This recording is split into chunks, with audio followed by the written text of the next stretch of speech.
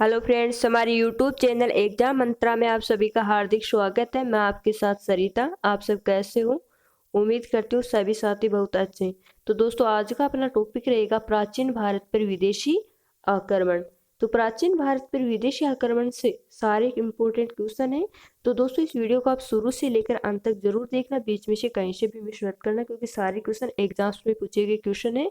तो एक एक क्वेश्चन आपके लिए बहुत ही इंपॉर्टेंट क्वेश्चन है। अगर आप एग्जाम मंत्रा यूट्यूब चैनल पर पहली बार विजिट कर रहे हो तो इस चैनल को आप सब्सक्राइब जरूर करें, ताकि हर वीडियो की नोटिफिकेशन आपको सबसे पहले मिलती रहे। दोस्तों, इस वीडियो को शुरू करने से पहले एक बार इस वीडियो को आप ज़्यादा से ज़्यादा शेयर करें, ताकि अपने सभी साथियों को इस वीडियो का फायदा मिल सके। तो चलो दोस्तों, आज की वीडियो को अपन शुरू करते हैं। और आज का जो अपना पहला क्वेश्चन है वो ये है कि प्राचीन भारत में पहला विदेशी आक्रमण किसके द्वारा किया गया था। तो प्राचीन भारत में पहला विदेशी आक्रमण किसके द्वारा किया गया था?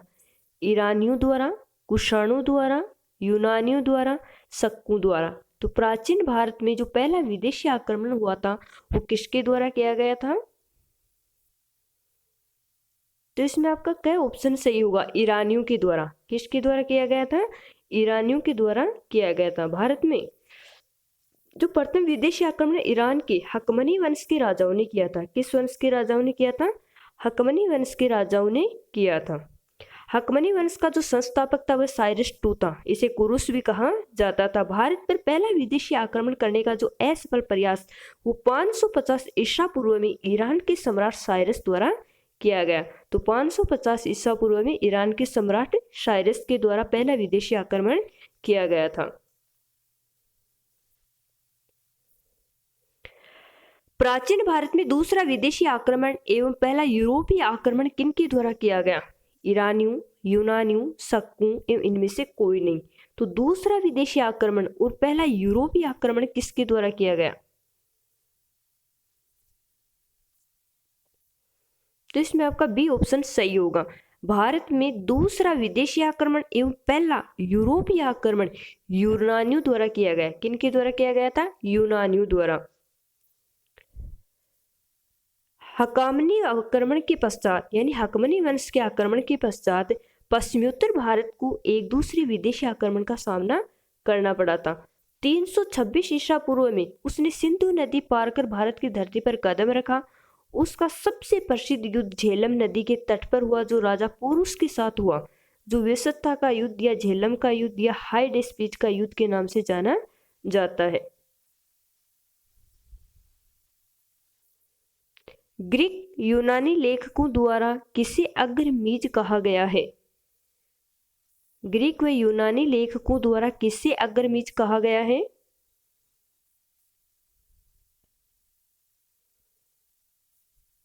तो इसमें आपका सी ऑप्शन सही होगा। अगला क्वेश्चन है, त्राइन के द्वितीय युद्ध में पराजित किया था। पृथ्वीराज ने मोहम्मद गजनवी को, पृथ्वीराज ने मोहम्मद गोरी को, महमूद गजनवी ने पृथ्वीराज को, मोहम्मद गोरी ने पृथ्वीराज को। तो त्राइन के द्वितीय युद्ध में कौन पराजित हुआ था?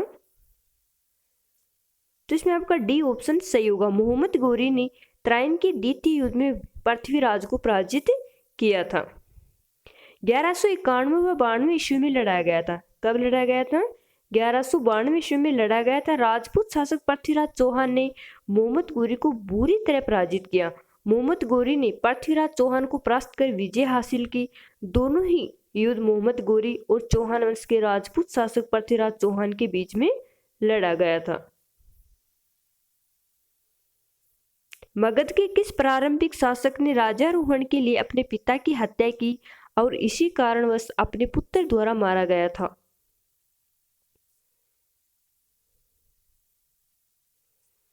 तो वह कौन था? अजातशत्रु, जिसने राजारोहण के लिए अपने पिता की हत्या की थी। इसी कारण अजातशत्रु की हत्या किसी कारणवश उसके पुत्र ने ही की थी।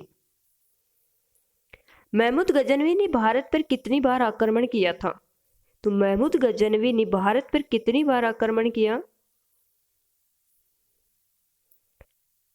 तो सी ऑप्शन सही होगा। कितनी बार आक्रमण किया था? 17 बार। अगला क्वेश्चन है, पानीपत की तीसरी लड़ाई 1761 ईस्वी में किन के बीच हुई थी? तो पानीपत की तीसरी लड़ाई किन के मध्य हुई थी?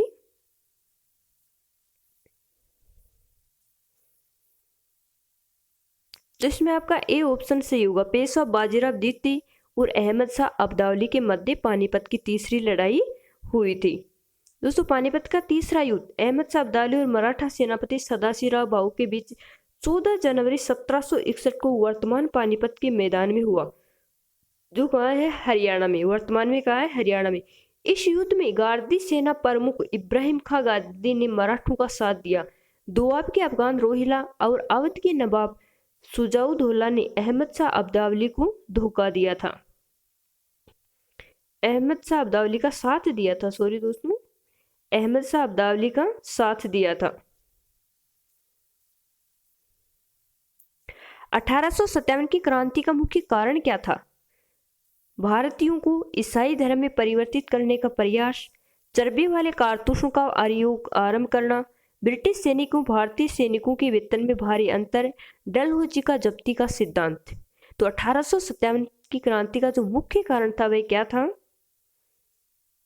तो इसका जो मुख्य कारण था वह था ब्रिटिश सैनिकों एवं भारतीय सैनिकों के वेतन में भारी अंतर। सी ऑप्शन सही होगा। बक्सर की लड़ाई किस वर्ष हुई थी? 1768, 1760, 1764, 1770। बक्सर की लड़ाई किस वर्ष से हुई थी? तो बक्सर की लड़ाई 1764 में हुई थी। कब हुई थी? 1764 में। बक्सर का युद्ध 23 अक्टूबर 1764 में बक्सर नगर के आसपास ईस्ट इंडिया कंपनी की हेक्टर मुनरो और मुगल तथा नवाब की सेनाओं के बीच लड़ा गया था। तो 1764 में बक्सर के नगर आसपास ईस्ट इंडिया कंपनी के हेक्टर मुनरो एवं मुगल व नवाब की सेनाओं के बीच लड़ा गया था। बंगाल के नवाब मीर कासिम, अवध के नवाब सिराजुद्दौला तथा मुगल बादशाह शाह आलम द्वितीय की संयुक्त सेना एवं अंग्रेजी कंपनी से लड़ रहे थे। तो सिराजुद्दौला, मुगल बादशाह शाह आलम द्वितीय की संयुक्त सेना किससे लड़ रहे थे? अंग्रेजी कंपनी से। और ये युद्ध 22 व 23 अक्टूबर 1764 में हुआ था।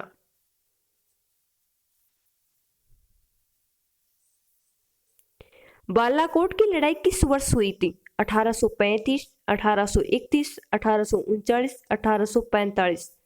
बालाकोट की लड़ाई किस वर्ष हुई थी? तो बालाकोट की लड़ाई 1831 में हुई थी। कब हुई थी? 1831 में। बालाकोट की लड़ाई महाराजा रणजीत सिंह और सैयद अहमद बरेली की ताकतों के बीच लड़ी गई थी। इनमें से किसने भारत में वहाबी आंदोलन शुरू किया था? तो भारत में वहाबी आंदोलन किसने शुरू किया था? रायबरेली के मुस्तफर अली खान ने, बेंगलुरु के स्वामी विवेकानंद ने, दिल्ली के भीमराव अंबेडकर ने, रायबरेली के सैयद अहमद ने। तो वहाबी आंदोलन किसने शुरू किया था? तो रायबरेली के सैयद अहमद ने शुरू किया था। वहाबी आंदोलन, जिसे और क्या नाम बोलते हैं? सल्फी आंदोलन, एक अतिवादी इस्लामी आंदोलन था जिसका श्रेय इमाम मोहम्मद बिन अब्दुल वहाब को दिया जाता है। और ये युद्ध कब हुआ था? 1822 से 1868।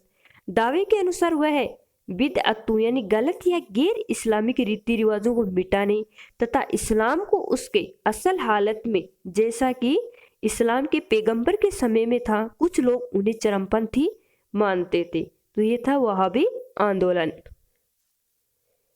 चक्रवर्ती राजगोपालाचारी जो कि स्वतंत्र भारत का अंतिम गवर्नर जनरल थे, उन्हें किस नाम से जाना जाता है? तो राजगोपालाचारी को संविधान निर्माता, राजाजी, सम्राट, जैन धर्म के अनुयायी किस नाम से जाना जाता है? चक्रवर्ती राजगोपालाचारी को। तो इसमें आपका ख ऑप्शन सही होगा। चक्रवर्ती राजगोपालाचारी को राजाजी नाम से जाना जाता है। भारत की यात्रा करने वाला पहला पुर्तगाली व्यापारी कौन था? Vasco da Gama, Newton, Alexander Porus. Bharat की यात्रा करने वाला पुर्तगाली व्यापारी तो 1498 में कौन आया था? Vasco da gamma. अगला क्वेश्चन है, विश्व का पहला गणतंत्र वैशाली में किसके द्वारा स्थापित किया गया था? विश्व का पहला गणतंत्र वैशाली में किसके द्वारा स्थापित किया गया था? तो ये किया गया था लिच्छवी के द्वारा। किसके द्वारा? लिच्छवी के द्वारा। लिच्छवी एक प्रकार की जाति है जो कि बिहार प्रदेश के मुजफ्फरपुर जिले के वैशाली नगर में निवास करती थी। विश्व का पहला गणतंत्र वैशाली में लिच्छवी के द्वारा स्थापित किया गया। महमूद गजनवी किस वंश से संबंधित था? यामिनी, गुलाम, तुगलक, भास्कर। महमूद गजनी।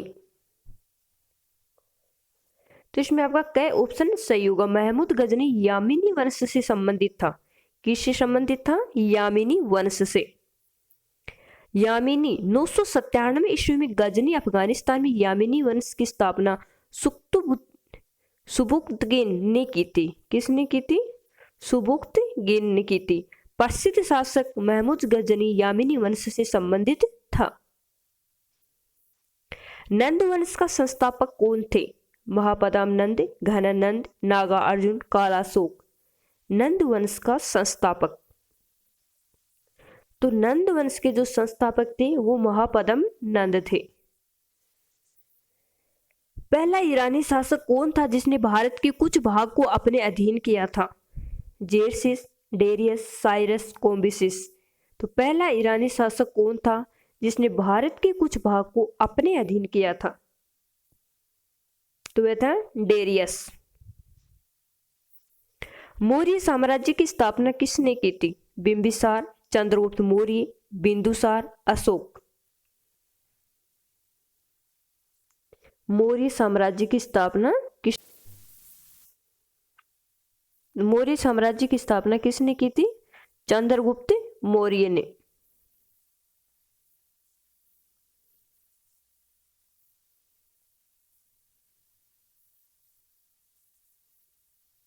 पानीपत का प्रथम युद्ध कब हुआ था? 17 अप्रैल 1529, 21 अप्रैल 1526, 23 अप्रैल 1527, 9 अप्रैल 1528। पानीपत का प्रथम युद्ध कब हुआ था?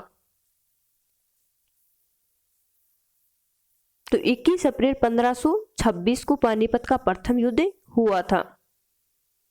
सन 1526 में काबुल के तैमूरी शासक जहीर उद्दीन मोहम्मद बाबर की सेना ने दिल्ली के सुल्तान इब्राहिम लोदी की एक ज्यादा बड़ी सेना को युद्ध में परास्त किया।